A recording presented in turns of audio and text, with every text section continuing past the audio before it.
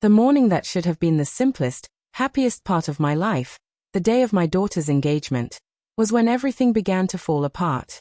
She was glowing, caught up in plans and nervous excitement. Her fiancé, Ahmed, was courteous and calm, the picture of steadiness. My wife, Simina, on the other hand, seemed oddly distant. Her smile was there, but it didn't reach her eyes. I told myself it was nerves, that families are complicated, and that in just 3 days, the wedding would come and smooth everything over. But 3 days before the ceremony, Ahmed stopped answering my calls. He missed an appointment with the caterer, skipped my daughter's dress fitting, and when he finally picked up the phone, his voice trembled. He mumbled excuses that didn't make sense and promised he'd explain later. That was when I first felt it, the cold, creeping sense that something was terribly wrong. It was my daughter who uncovered the truth. Ahmed had accidentally left his phone at our house, and when she looked through his messages, she found a conversation that froze her. The texts were from my wife. They weren't innocent. They were personal, urgent, filled with emotion that no one should share with their future son-in-law.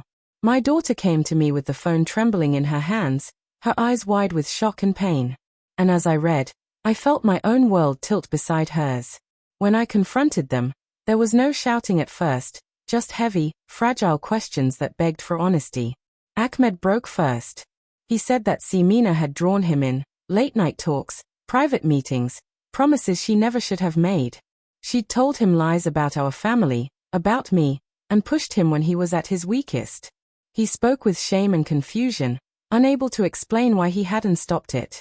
I went to Simina next, trying to stay calm, hoping she'd deny it, hoping there was still a misunderstanding. But when I asked her, she only laughed, a soft, hollow laugh that cut deeper than anger ever could. She didn't apologize. She didn't even try to justify herself. She said the situation had gotten complicated, as if she were talking about a misplaced invitation, not a betrayal. That was when I knew it wasn't a mistake. It was deliberate, and it wasn't the first time. Revenge crossed my mind, of course. It's hard not to imagine it. I could have ruined her in public, turned the wedding into a spectacle of shame. But humiliation fades. I wanted something that would last, something that would stop her from hurting anyone else. So I began quietly gathering proof, messages, receipts, phone logs, and witness accounts. What emerged was worse than infidelity. There were unexplained payments from Simina's account to Ahmed's, falsified emails that painted him as estranged from our family, even veiled threats she'd sent him to keep him silent. This wasn't just betrayal, it was manipulation, layered with fraud and control. I took everything to a lawyer, determined not to act out of fury but with precision. The lawyer reviewed it all and confirmed what I feared. There was enough evidence to suggest coercion, forgery, and possible criminal conduct. So I filed a formal complaint, outlining everything, dates, documents, witnesses. The investigation that followed was slow but relentless. The police questioned Ahmed, my daughter, neighbors, and others who had seen or heard enough to fill in the missing pieces. Step by step, the truth began to surface. And though the process was painful, it was the only kind of justice left that still made sense. When investigators examined Salmon's devices and bank accounts, the pattern we had long suspected unfolded clearly, like a map exposing hidden paths. The forgeries and money transfers were all there, alongside the threatening messages, neatly time-stamped and consistent. It was undeniable evidence, powerful without being sensational. When the officers arrived to arrest Samina, the house felt strangely empty. She passed us quietly, her face showing neither defiance nor despair, just a kind of weary relief, as though she was finally done pretending. My daughter turned her face away, and when I took her hand, I could feel the faint tremor running through her fingers. Watching Samina being taken away and knowing justice was finally being done didn't bring the satisfaction I once imagined.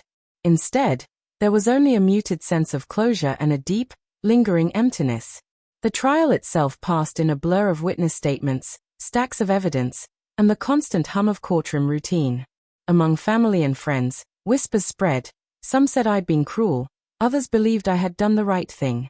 Ahmed spoke of how vulnerable he had been and how Samina exploited that trust. My daughter testified with a quiet strength that made me proud despite the heartbreak. When the judge handed down the verdict, guilty of fraud and coercion, with a sentence of prison time and restitution. It felt both inevitable and heavy. People asked afterward whether I felt vindicated. The truth is not simple. A part of me did feel that justice had prevailed, that a boundary had been drawn, proof that deceit and manipulation would not go unanswered. Yet another part of me grieved what was lost. In exposing the truth, I had also fractured our family in ways that may never completely heal. The wedding, of course, never happened. My daughter chose to step back, from the pain, from the memories, from all of it. In the months that followed, when the shock began to fade, I focused on rebuilding what little remained. My daughter and I talked often, about trust, about forgiveness, about where to go from here. She was angry, but thoughtful, determined to take her time before making any major decisions. I tried to support her without guiding her choices. That, in its own way, was a kind of healing. For my part, I came to understand that revenge can sometimes serve a purpose, but it cannot soothe grief. My actions were not driven by hatred. I wanted to protect my daughter and prevent further harm. And in that, I succeeded. But I also had to face the aftermath of justice, a wife imprisoned, a daughter whose future was derailed, and a family left to slowly piece itself together. Now, in the quiet evenings, I find myself reflecting on how fragile trust truly is, how it can take years to build and moments to destroy. My daughter and I still talk about forgiveness, about what it could mean for her. I remind myself that it is possible to hold both accountability and compassion at once. There is no tidy moral to what happened, only the daily effort to live with what remains after betrayal. If there is any wisdom to share, it is this: when someone you love betrays you, act with clarity and integrity, not anger. I chose to stop the harm, not to shame or destroy. That decision did not erase the pain, but it gave us a place to start again, slowly, carefully, and with open eyes.